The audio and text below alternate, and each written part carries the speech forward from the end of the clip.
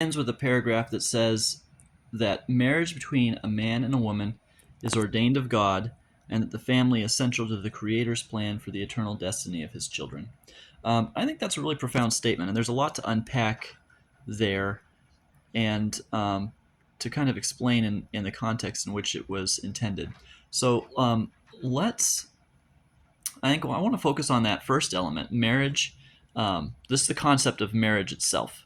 Not getting into conversations about different like LGBTQ issues or anything like that, but just the concept of marriage itself. And I just want to point out, we understand that we as beings are biologically programmed to thrive best with biological parents. We also understand that the worst thing that can happen to a child at all is to be abandoned by their mother. We also understand that the absence of a father in the home leads to skyrocketing rates of delinquency and criminality. Basically, no matter how much your mother loves you, like that love is crucially important. But without the galvanizing influence of a father in the home, um, we just don't tend, on average, to grow up to be as stable or as disciplined as if we do have that father in the home. So these are all critical elements. We also understand that non-biological paternal figures or male figures in a home, unless they are bound to the family by an actual commitment, they can be dangerous to children.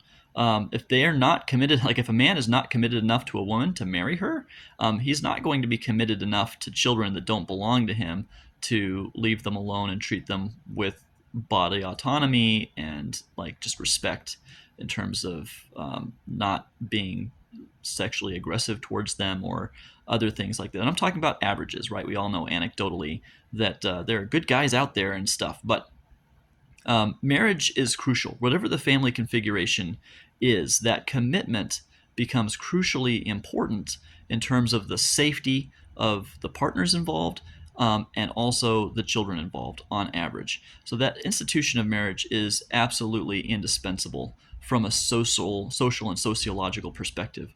And I think that God recognizes that. Like that's how He has designed us. And so if we use that template, we as individuals and as people are going to ultimately be far better off than if we try to reinvent the wheel and do it our own way.